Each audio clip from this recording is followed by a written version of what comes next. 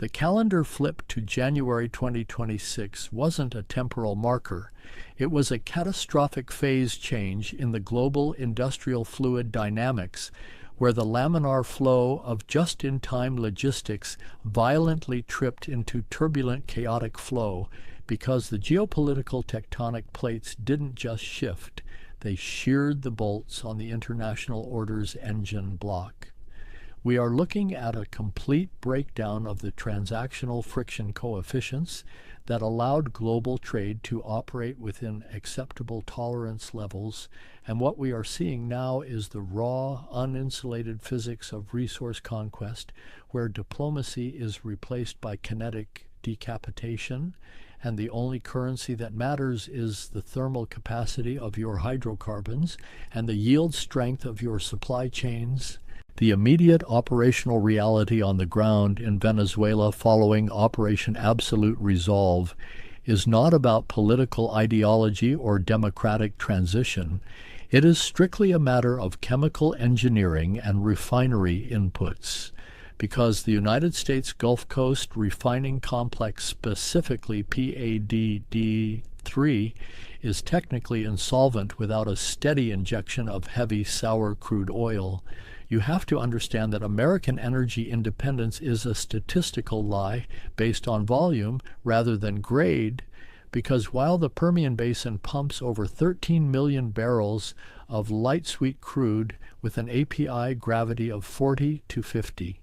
this feedstock is essentially useless for the baseload configurations of the massive heavy oil upgraders in Texas and Louisiana, which were metallurgically designed decades ago to chew through the molecularly dense, sulfur-rich sludge that comes out of Venezuela's Orinoco Belt. We are talking about Boscan and Murray grades with API gravities between 10 and 16, which act as the necessary caloric density for our vacuum distillation units and delayed cokers to produce the middle distillates, specifically diesel and jet fuel, that actually power the industrial economy. When you run light shale oil through a heavy crude refinery, you get a yield imbalance of naphtha and gasoline, while starving the market of the diesel required to run every semi-truck and freight train in the logistics network, which destroys the refinery crack spread and obliterates the profit margin per barrel.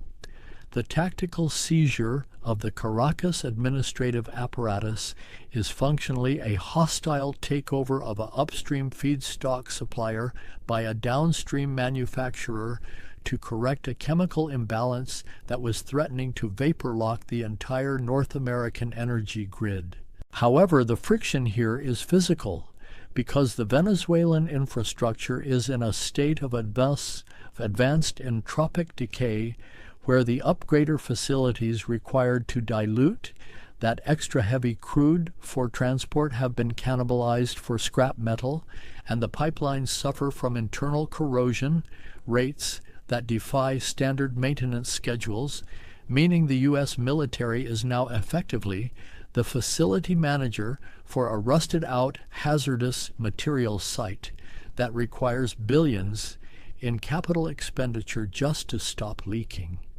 The sheer viscosity of Venezuelan crude means that without functional diluents, usually imported naphtha, the oil literally solidifies in the pipe,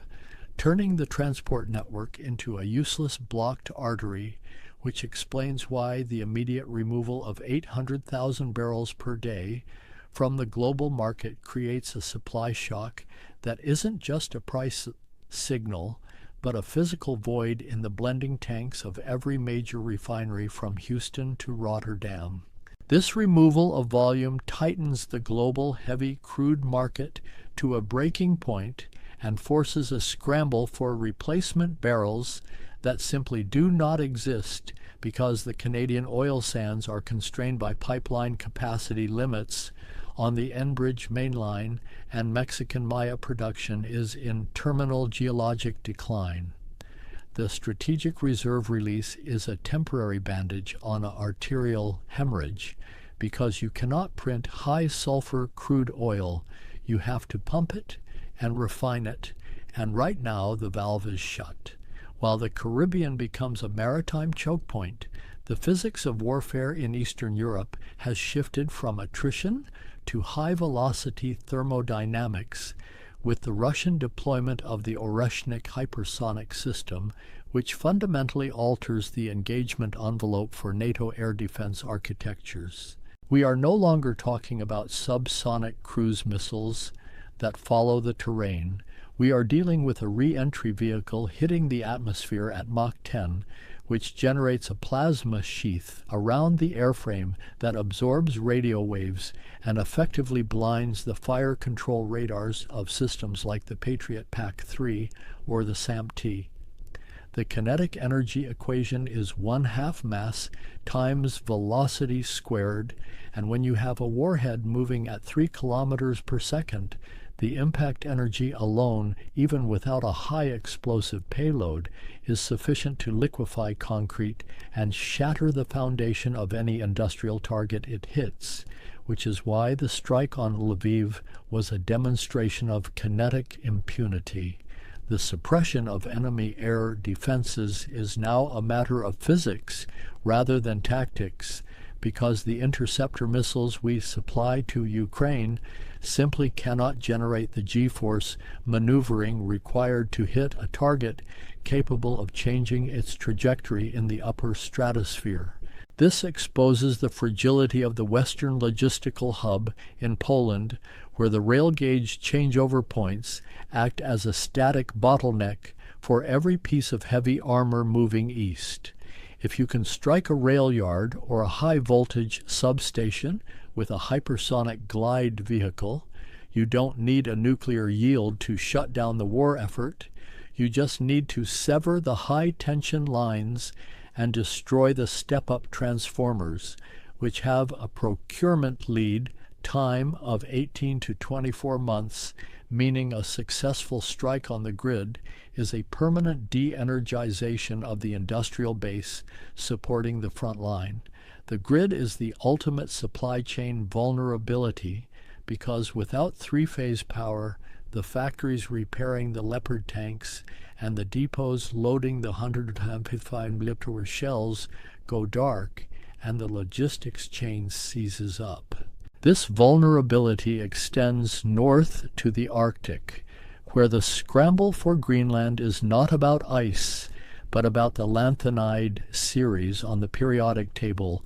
specifically the neodymium and dysprosium, required for the sintered permanent magnets that drive the electric motors in everything from the coolant pumps of a nuclear submarine to the guidance fin actuators of the F-35 Lightning II. The Kvanefjeld